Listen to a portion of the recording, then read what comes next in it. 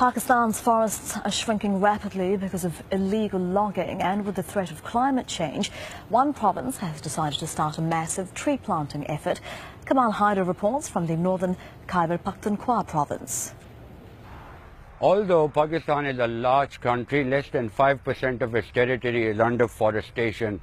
That is due to the neglect by previous governments, also coupled with the fact that the conflict in Pakistan has encouraged the timber mafia to chop down the forest in key areas where the country had those resources.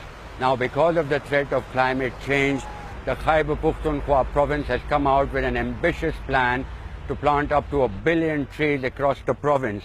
The plan will take 4 years to implement. The government has already set aside 15 billion rupees, which is about $150 million. It is going to encourage the local nurseries to earn more money because the government has now given them a target to grow more and more trees.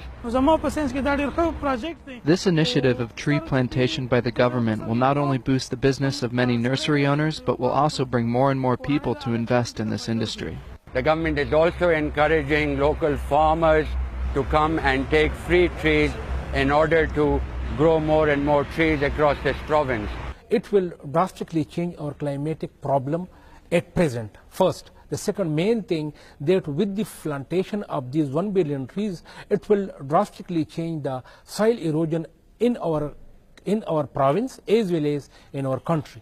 If the plan is successful, it will change the ecology of this region and also minimize the effects of climate change.